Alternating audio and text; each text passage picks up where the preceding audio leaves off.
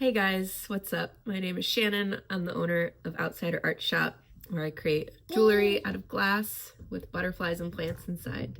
And I was going to do this quick intro while my baby napped, but she did not want to take a nap on her own. She wanted to be in my arms, so now we're up and she's making an appearance. So yeah, this upcoming video you're about to see is just a pretty straightforward, quick video about using the glass grinder. In the previous videos, we went through everything you need to know about how to cut glass and tools and all that. So this is just cleaning it all up. So you'll see me using the grinder and I'll explain everything I'm doing. And that's pretty much it for this one. So you can head down to the description and there's the link for the grinder, and then there's also links for all my other previous and after this videos for the next steps, which is foiling and soldering. So go check those out, and thanks for joining me. Bye. So here's the grinder I use, and it's an Anvil brand. I got it on Amazon. It was about 80 bucks. It has this top cover piece that comes off and on. There's the brand, and you can see the gold part is the blade. It comes with an extra one of those as well.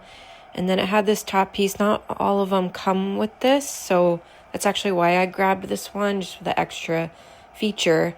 So these pieces just sit in this little spot, and it's to help, shield your eyes. But I 100% use eye protection glasses anytime I'm using this as well for double protection. Then you can see I've got my disposable gloves on as well, and I use the same pair of gloves several times. I've probably actually not even thrown a pair out, maybe one pair.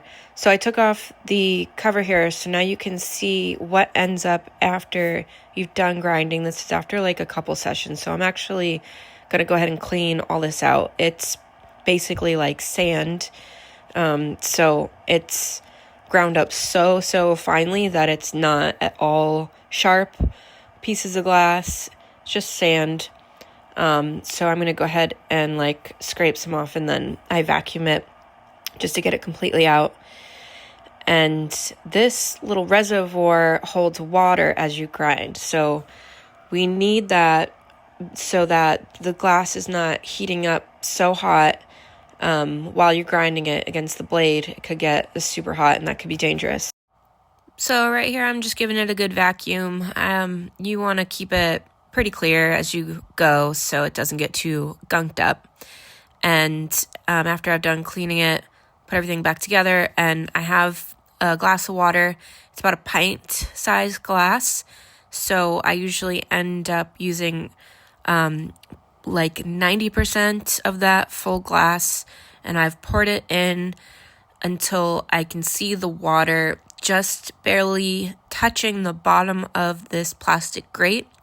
You don't want to go above that level, or you'll have too much water splashing around, but you do want to have it high enough that it is going to just slightly enough hit the glass as you're grinding it.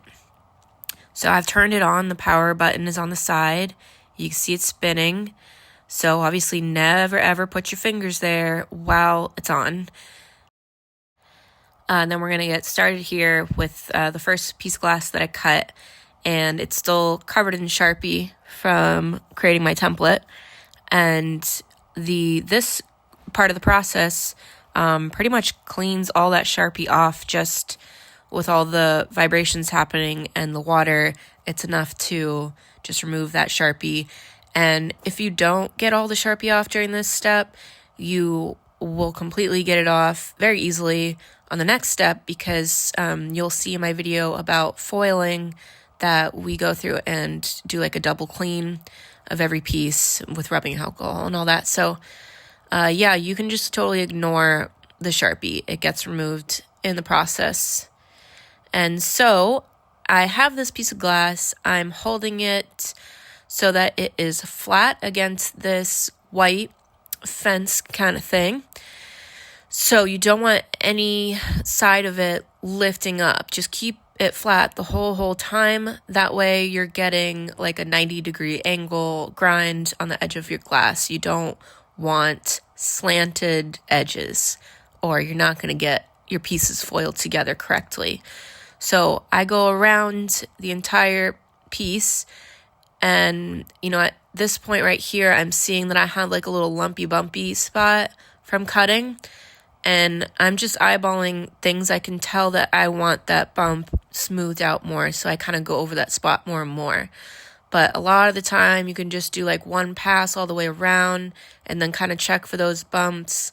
And another thing that I do is, once I've done, there's 4 of these pieces that are exactly the same. So once I've gone around and done all 4 pieces, I hold them up all together and inspect and where some of them have more bumps sticking out and where the curves aren't quite lining up. Then I do another round, however much I need, then recheck again, just get them as identical as I possibly can. And yes, so as you're grinding this, everything is going straight down into the reservoir that we cleaned. Nothing is like flying out or anything like that. If for some reason a glass like shattered somehow, then that's what they have this little shielded protection piece for. So again, just make sure you're wearing your eye protection glasses, very important. And this is the only equipment you need for this step besides the safety equipment and the grinder itself. That's it. That's all you need, and some water. And I do this outside on my porch, even though, again, it's not making a mess or anything, but I have a baby at home, so I just want to make sure, anything that could cause any harm, it's just out away from the inside of the house. So definitely nice to have like a designated studio space for this, or a room inside your house if you're gonna do it inside, that's like just made for getting messy. So that's all I have for you guys for this step, and if you have any questions, definitely drop them in the comments. I would love it if you guys could like and subscribe to my channel if you want to see more of this. Have a great day, guys. Bye.